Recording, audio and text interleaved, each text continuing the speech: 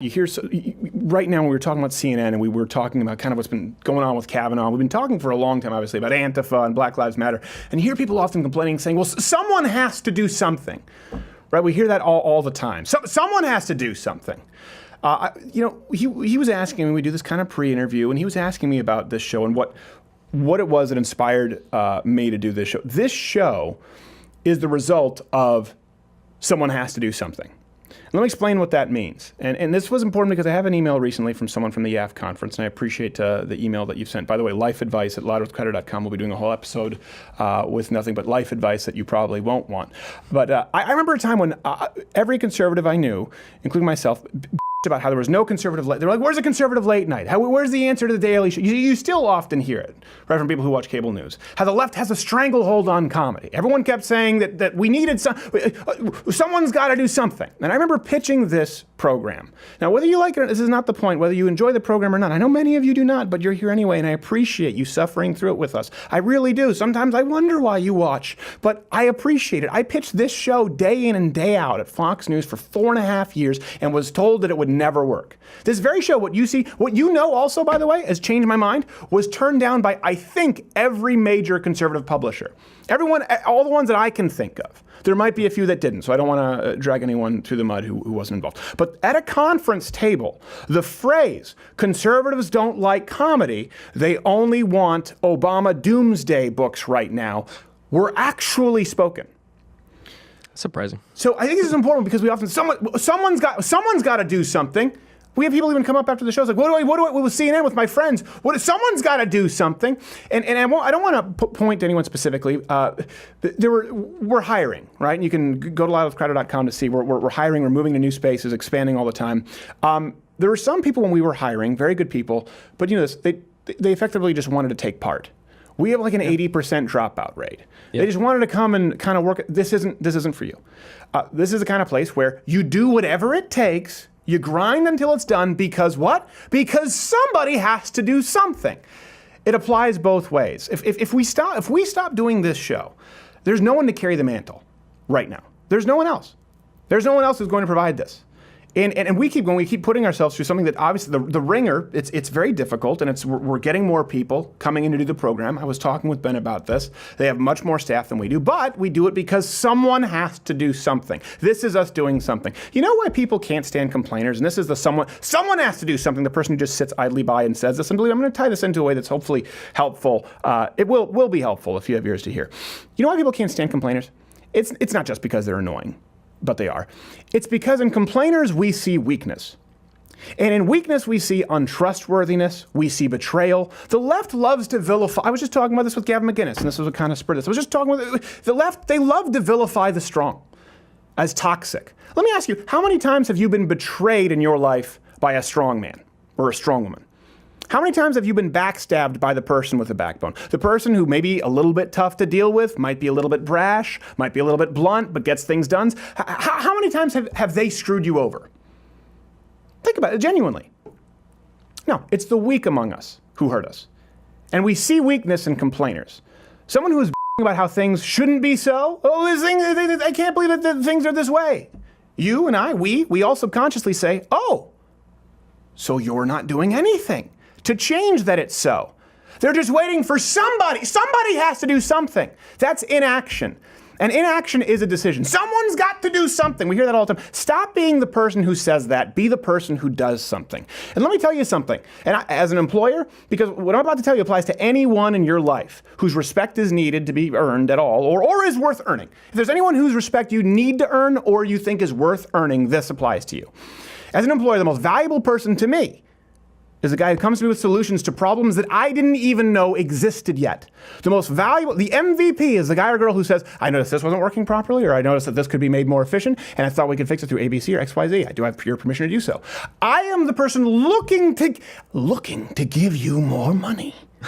Are you men enough to take it? That's the person employers are looking to promote. And it applies to every aspect of your life. From your work, to your relationships, to your marriage, to your finances.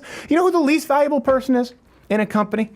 It's the person who says problem, problem, problem, and doesn't give you any solutions. And months down the line, still no solutions. Because anyone can find a problem. But when it comes to fixing it, by God, somebody has to do something. Well, could that somebody be you? No. Somebody. I mean, somebody in the abstract. Somebody finds a way. And these people do this because the person who is trying to do something. Also, this is another important component to the whole. Someone's got to do something. The person who is trying to do something, if you become that person, most of you aren't, by the way, will inevitably fail.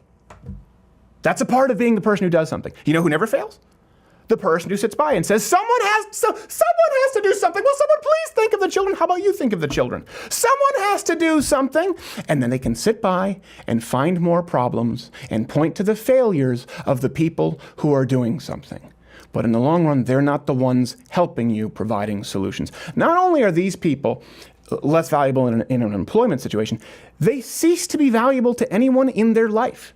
You know, the problem finders. Someone has to do something, guys. Eventually, they find themselves, or herself, cast out from workplace, society, marriage, their friends. Sure, they might band together like we were talking about with Gavin McInnes and a few others. Somebody got to do something, guys, for a bit, make themselves feel big, a mob mentality, but that crumbles. Back to the individual do something guy. The guy who says, I can do X, Y, I can do this. I can do A, B, and C to fix the problem. Right now, do I have your permission? That's the person I'm looking for in a company when we're hiring. And you know what? So is everyone else. It's not just about, that's the person your employer's looking to promote. That's the person your friends are looking for in a true friend. That's the person your wife is looking for in a husband. That's the person you're probably looking for in a wife. That's the person your kid's looking for in a dad. That's also the person God's looking for in a disciple. Oh, did I strike a nerve? Did I strike a nerve with all the nobility and poverty, pious, fake Christians? Everyone whose respect is worth earning is looking to bestow their best, their blessing upon the man who does something, period. And I will tell you this, I was not that person for a very long time. I'm grateful for the opportunity. I sat at the foot of Fox News for years and put on my stupid little polos and jackets and hoped that at some point someone would do something. And I was a fool. And no, listen, this isn't the Tonight Show. I get it. I'm no Johnny Carson, but you know what? We've achieved some relative success, and that's entirely because of you. It could all go away tomorrow. I'm incredibly grateful. And guess what? It's a whole lot more success than I had with any original show at 21 or 22 or 23 years old, hoping that someone would do something, hoping that someone would publish, look, I've got this treatment for the Change My Mind book. No, someone has to do this. What we are doing is the something I wish someone had done. That's all I can do. I can't do any better than that. We created a show. We did Change My Mind. And I was talking with Dennis Prager about this as well. I said, we did this because we all sat around saying the conversations that we have when we go get our hairs cut, the conversations that we have that have gotten us, unfortunately, 3.5-star ratings at Uber.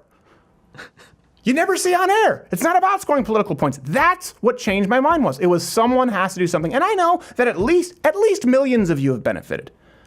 Again, it could all go away tomorrow. I'm very grateful. The reason this show exists at me being 31 years old, that I was hoping to see when I was 21 years old, is because I stopped at one point saying, someone's got to do something.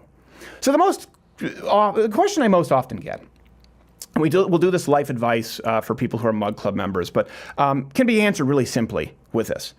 As a starting point. Often the questions are, how do I do this? Or how do I get started with this? Or, hey, this is happening at school. How do I fix this? Or someone sees me this way. It's usually the same answer. If you find yourself saying about your relationships, about your work life, about your finances, about what you'd like to see even in society at large, if you find yourself saying someone has to do something, stop. Stop saying it. Because 9 times out of 10, that person has to be you, or it won't happen. End of story. I'm talking to everyone out there, conservatives in the entertainment industry, in academia, on politicized science, grants maybe, high-profile athletes. No one is going to do it if you don't. This is the main piece of advice that I could give, if I could give to anyone. I know I'm 31 years young. Who wants your advice from a 31-year-old? But half the time when we get these questions from people, it can be answered very simply. Do something. Stop being the complainer. Stop being the person who screams that someone has to do something, and be the guy or the girl who does it. That's it.